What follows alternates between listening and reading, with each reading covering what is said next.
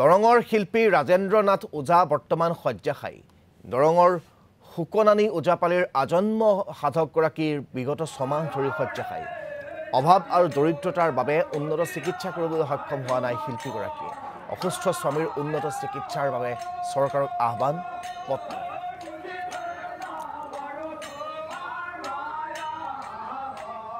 এই শিল্পীগৰাকীৰ দুৰ্দশা আমাক দেখুৱাব সাংবাদিক মনোজানে। দৰং জিলাৰ কৃষ্টি সংস্কৃতিৰ মেটমৰা ভঁৰাল চহকী কৰি অহা এগৰাকী বিশেষ লোকশিল্পীৰ বাসগৃহত উপস্থিত হৈছোঁ, যিগৰাকী লোকশিল্পী এতিয়া কিছু স্বাস্থ্যজনিত সমস্যাই ভাৰাক্ৰান্ত কৰিছে। মই শিল্পীগৰাকী প্ৰথমতে যি ধৰণে আচলতে তেওঁ নিজৰ সন্মান বুটলিবলৈ সক্ষম হৈছে সেয়া মই দেখুৱাইছোঁ। ৰাজেন্দ্ৰনাথ ওজা, যিয়ে কিছু বছৰ পূৰ্বে তেওঁ শিল্পী পেঞ্চন লাভ কৰিবলৈ সক্ষম হৈছে আৰু তেওঁ এতিয়া এনেধৰণে বিচনাত শুই থাকিবলগীয়া অৱস্থাৰ সৃষ্টি হৈছে। মই তেখেতৰ দেহত কি কি ৰোগ বৰ্তমান হৈছে আমি জানিবলৈ যত্ন কৰিছোঁ আৰু কেনেধৰণে তেওঁ এতিয়া ৰাইজৰ পৰা অৰ্থ সাহায্য কামনা কৰিছে চেষ্টা কৰিছোঁ। কি হৈছে এতিয়া আপোনাৰ বাৰু? হয়, মই আজি নৱেম্বৰৰ পৰা প্ৰায় 6 মাহ মোৰ এতিয়া বৰ্তমান হাৰ্টৰ গলব্লাডাৰ, কিডনীৰ পাথৰ, পেচাবৰ নলীত পাথৰ, ফেটি লিভাৰ ইত্যাদি নানা ৰোগত ভুগি আছোঁ। কিন্তু গোটেইখিনি মই হাৰ্টৰ, বিশেষকৈ হাৰ্টৰ কাৰণে মই বাকী চিকিৎসা কৰিব পৰা নাই।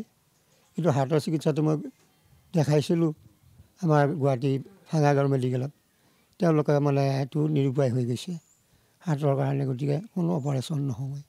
এতিয়া আপোনাৰ ঘৰত কোনোবা আহিছেনে আপোনাৰ খবৰ ল'বৰ কাৰণে? কিছু অন্যান্য ব্যক্তি মোৰ শুভাকাংক্ষী কিছু গাঁৱৰ যিবিলাক মোৰ দৰ্শক আছিল, মৰম কৰা সেইসকলৰ কিছু আহিছে, গোটেই প্ৰায়বিলাক অহা নাই। আনকি মোৰ সংগীসকলৰো বা ওজাপালি, কৃষ্টিৰ, শুকনানী এইবিলাকৰো গোটেইবিলাক অহা নাই, কাৰণ তেওঁলোকে এতিয়া বৰ্তমান পূজাবিলাকত ব্যস্ত হৈ আছে।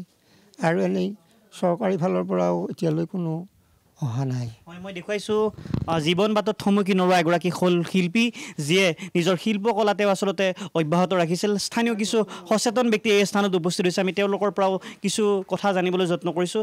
এগৰাকী শিল্পী যাৰ মনত কিন্তু এতিয়াও আচলতে শিল্পী সত্তা প্ৰাণ সঞ্চাৰিত হৈ আহিছে। নিশ্চয়, আপুনি গোটেই কথাখিনি সুন্দৰভাৱে উপস্থাপন কৰিছে। আৰু ৰাজেন্দ্ৰনাথ ওজা এগৰাকী পুৰুধা ব্যক্তি আৰু দৰঙৰ যি অনুপম কৃষ্টি শুকনানী ওজাপালিৰ এগৰাকী সাধক। এখেতৰ বয়স 80তকৈও অধিক হৈছে, কিন্তু এখেত থমকি ৰোৱা নাছিল।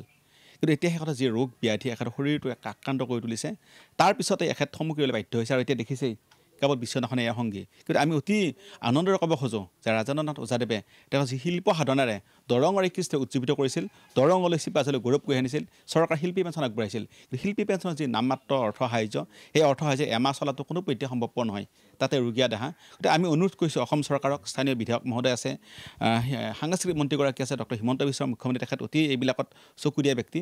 ৰাজেন্দ্ৰনাথ ওজাক যদি এটা সাহায্য প্ৰদান কৰি বা তেখেতৰ যি উন্নত চিকিৎসা পদ্ধতি যি ব্যৱস্থা কৰে, এখেত সুস্থ হোৱাই নহয়, দৰঙৰ যি এটা শুকনানী কৃষ্টি, সেই কৃষ্টি অধিক উজ্জ্বলি উঠিব আৰু নতুন চামৰ নিশ্চয়